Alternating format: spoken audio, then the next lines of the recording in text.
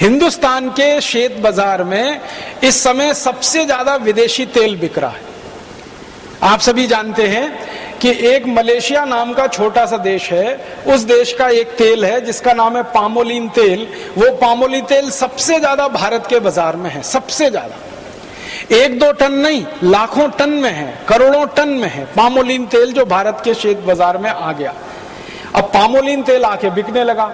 अब पामोलिन तेल का भाव भारत में आके पड़ता है 20 से 22 रुपए लीटर, और शेतकरी समाज जो उत्पन्न करके तेल देता है वो है 40 रुपए लीटर। अब भारत का शेतकरी सरसों का तेल करे 40 रुपए लीटर, नारियल का तेल करे 60 रुपए लीटर, तिलहन का तेल पैदा करे 90 रुपए लीटर। तो भारत में 40, 60 और 90 रुपए लीटर के आसपास तेल का भाव है, और विदेशी पाम तेल मिलता है 20 से 22 रुपए लीटर। तो सारे भारतवासी जो तेल बनाने वाले उद्योगपति हैं वो सब पामोलिन तेल धड़ल्ले से लाखों लाखों टन में इंपोर्ट कर रहे हैं, और उस पामोलिन तेल को भेड़सेड़ करके, मिलावट करके आपको बेच रहे हैं। आप बाजार से डिब्बाबंद जितना भी तेल लाके खाते हैं वो सब पाम तेल है।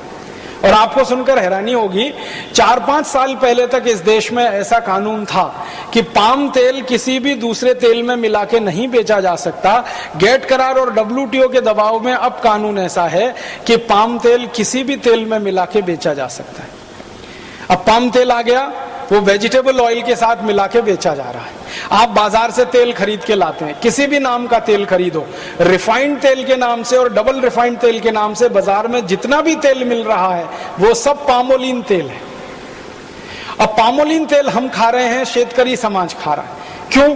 क्योंकि शेतकरी समाज जो तिलहन पैदा करके बेचता था, शेतकरी समाज जो सरसों का तेल पैदा करके देता था या नारियल का तेल, उसको भाव नहीं है, तो उन्होंने तिलहन पैदा करना कम कर दिया है। तो भारत में तिलहन का क्षेत्रफल भी लगातार घटता चला जा रहा है। दालें पैदा करना कम कर दिया, तिलहन पैदा करना कम कर दिया, तेल का उत्पन्न इस देश में कम हो गया, तो विदेशों से पाम तेल आकर बिकने लगा। अब वो पाम तेल के 2 दुष्परिणाम हैं। एक तो जो शेतकरी नारियल करते थे, जो शेतकरी तिल पैदा करते थे, जो शेतकरी सरसों पैदा करते थे, उनको नुकसान।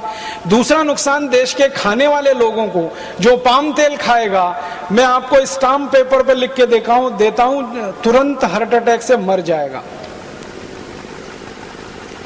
क्योंकि पाम तेल के बारे में सारी दुनिया के जो रिसर्च हुए हैं वो ये बताते हैं, और ये डॉक्टर चौधरी के लिए मैं कहता हूं, कि पाम तेल में सबसे ज्यादा ट्रांस फैट्स हैं, सबसे ज्यादा। और ट्रांस फैट्स वो फैट्स हैं जो कभी भी बॉडी में डिसॉल्व नहीं होते, किसी भी टेम्परेचर पर डिसॉल्व नहीं होते।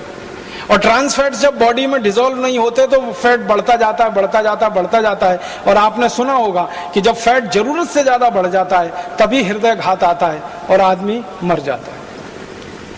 जब फैट जरूरत से ज्यादा बढ़ जाता है तभी ब्रेन हेमरेज होता है और आदमी पैरालिसिस का शिकार हो जाता है। जब ट्रांस फैट्स बहुत बढ़ जाते हैं शरीर में, तभी शरीर में ऐसे भयंकर दुष्परिणाम होते हैं। डायबिटीज बढ़ती है, हाइपरटेंशन बढ़ता है जिसको BP आप कहते हैं, हार्ट अटैक आता है, ब्रेन हेमरेज हो जाता है।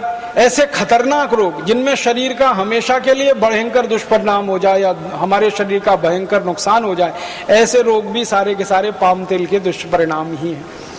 पाम तेल दुनिया में कोई नहीं खाता भारत को छोड़कर। मलेशिया जिस देश से पाम तेल भारत में आता है WTO करार के बाद, वो मलेशिया खुद पाम तेल नहीं खाता। मलेशिया में पाम तेल का जास्ती से जास्ती उपयोग होता है उद्योग धंधों में, लेकिन वो पाम तेल गेट करार के बाद भारत में भयंकर पैमाने पर बेचा जा रहा है।